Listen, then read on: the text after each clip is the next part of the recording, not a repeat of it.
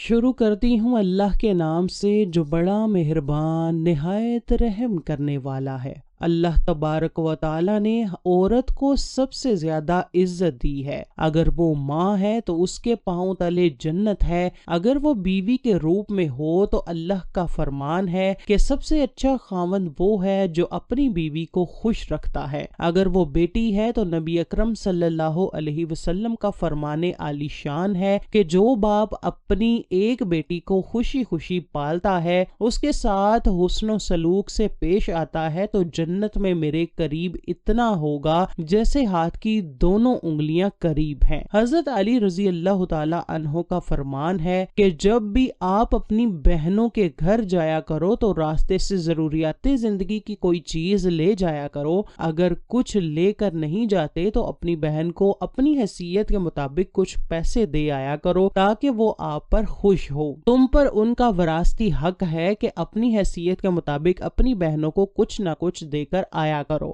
آپ نے فرمایا کہ وہ بد نصیب ہے جو فرد اپنی بہن سے ناراض ہے، دوران ناراضگی اس کی یا اس کی بہن کی موت واقع ہو گئی، اللہ کا شکر ادا کیا کرو جس نے آپ کو بہن جیسے پاکیزہ رشتے سے نوازا ہے۔ بہن ہی وہ رشتہ ہے جو ہر وقت تمہارے دکھوں کا سہارا بنتی ہے۔ حدیث مبارکہ میں ہے کہ اگر بہن آپ سے بڑی ہے تو اس کو ماں کا رتبہ دیا کرو، اگر وہ تم سے چھوٹی ہے تو اولاد کی طرح اس کی پرورش کیا کرو جیسے کہ ایک باپ اپنی بیٹی کی پرورش کرتا ہے۔ اپنی حیثیت کے مطابق اس کی مدد کیا کرو۔ حضرت ابو سعید خدری رضی اللہ تعالی عنہ سے مروی ہے کہ میں نے آخر الزمان حضرت محمد صلی اللہ علیہ وسلم کو کہتے ہوئے سنا ہے کہ جس کو اللہ تعالیٰ نے 2 یا 3 بیٹیاں یا 2 یا 3 بہنیں عطا کی ہیں تو اس نے اپنی بہنوں بیٹیوں کی تربیت ٹھیک کی ہے اور اس کے ہر حقوق کا خیال رکھا ہے تو اللہ تعالیٰ اس بندے کو جنت میں داخل کرے گا۔ ابو داؤد نے اس کی وضاحت کرتے ہوئے فرمایا ہے کہ جس نے اپنی بیٹیوں بہنوں کی پرورش ٹھیک طریقے سے کی اور ان کا نکاح کر کے عزت کے ساتھ اپنے خاوند کے ساتھ رخصت کر دیا تو اس بندے پر جنت واجب ہو گئی۔ ام المومنین عائشہ رضی اللہ تعالی عنہا کہتی ہیں کہ رسول اللہ صلی اللہ علیہ وسلم نے فرمایا جو شخص لڑکیوں کی پرورش سے دوچار ہو پھر ان کی پرورش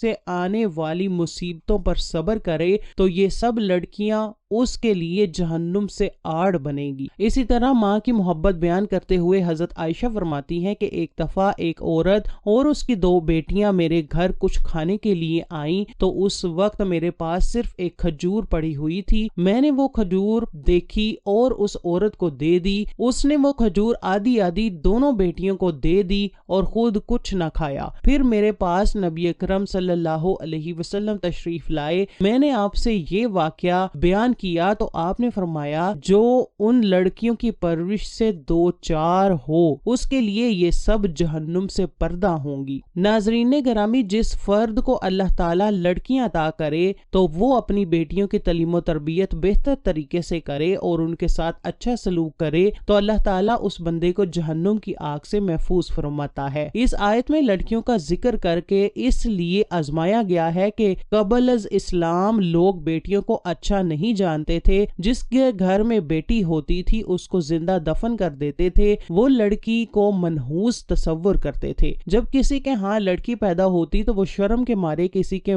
سامنے نہ جاتا، وہ لڑکی کی پیدائش بتاتے ہوئے شرم محسوس کرتا تھا۔ قرآن پاک میں ہے کہ دور جاہلیت میں جب کسی کے ہاں لڑکی پیدا ہوتی تو اس کا چہرہ غم کے مارے لال پیلا پڑ جاتا تھا، وہ لوگوں سے چھپتا پھرتا تھا اور اتنا غم زدہ ہوتا اور سوچ میں پڑ جاتا تھا کہ اس کو زندہ رہنے دے یا دفن کر دے۔ سورۃ النحل میں ہے کہ رسول اکرم صلی اللہ علیہ وسلم فرماتے ہیں کہ بیٹیاں اور بہنیں اللہ تعالیٰ کی طرف سے آزمائش ہیں۔ اللہ تعالیٰ کسی کے گھر میں بیٹی جیسی رحمت دے کر اور کسی کو بہن دے کر آزماتا رہتا ہے۔ اصل میں مسلمان وہ شخص ہے جو اس آزمائش پر پورا اترتا ہے۔ آپ کا فرمان ہے کہ اگر کوئی بندہ اپنے اعمال کی وجہ سے جہنم میں جا رہا ہے پر اس نے اپنی بہن بیٹیوں کے ساتھ اچھا سلوک کیا ہے تو وہ اس کو جہنم کی آگ سے بچا کر جنت کی طرف لے جائیں گی۔ رسول اکرم صلی اللہ علیہ وسلم نے اپنے ہاتھ کی 2 انگلیاں ملاتے ہوئے فرمایا کہ جس کو اللہ تعالیٰ نے 2 بیٹیوں سے نوازا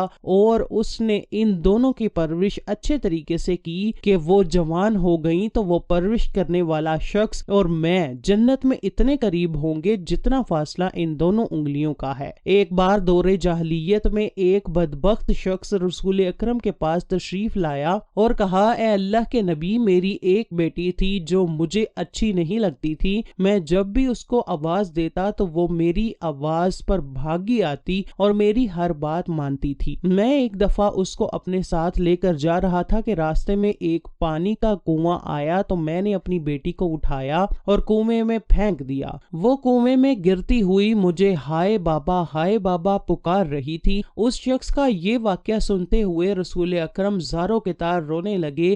مجمع میں کسی ایک نے کہا کہ اے بندے، تو نے رسول خدا کو غمگین کر دیا ہے۔ اس پر اللہ کے رسول نے فرمایا، اسے روکو مت، اس کو اپنا سارا واقعہ سنانے دو۔ اس بندے کو اپنی غلطی کا احساس ہو رہا ہے، اسے سوال کرنے دو۔ آپ صلی اللہ علیہ وسلم نے اسے ایک بار پھر اپنا سارا قصہ سنانے کو کہا تو اس نے آپ کے کہنے پر پھر سے سارا قصہ لفظ بہ لفظ بیان کر دیا۔ دوبارہ سننے پر آپ صلی اللہ علیہ وسلم پھر کافی غمزدہ ہو گئے۔ اس بندے نے پوچھا کہ اے اللہ کے نبی، خدا مجھے اس پر معاف کر دے گا؟ آپ صلی اللہ علیہ وسلم نے فرمایا، دور جاہلیت میں جو ہو گیا ہے اللہ نے اس کو معاف کر دیا ہے۔ یہ سنتے ہی واقعہ سنانے والے نے کلمہ پڑھا اور مسلمان ہو گیا۔ اگر ہم اس دور کی بات کریں تو اب بھی زیادہ تر لوگ لڑکیوں کو برا سمجھتے ہیں اور ان کو وراثت میں حصہ نہیں دیا جاتا، ان کے ساتھ لڑکوں کی نسبت اچھا سلوک نہیں کیا جاتا، جبکہ ہمارے پیارے نبی محمد صلی اللہ علیہ وسلم کی یہ شان تھی کہ جنگ اوتاس میں جب دشمن کو شکست ہوئی تو جنگی قیدیوں میں حضور اقدس صلی اللہ علیہ وسلم کی رضائی بہن اور حضرت حلیمہ سعدیہ کی صاحبزادی حضرت شیمہ رضی اللہ تعالی عنہا بھی گرفتار ہوئیں۔ جب انہیں شناخت کے لیے آپ کی بارگاہ میں حاضر کیا گیا تو انہیں پہچان کر جوش محبت میں آپ کی آنکھوں میں آنسو آ گئے اور آپ نے اپنی چادر مبارک زمین پر بچھا کر انہیں بٹھایا اور پھر کچھ اونٹ اور بکریاں دے کر ارشاد فرمایا،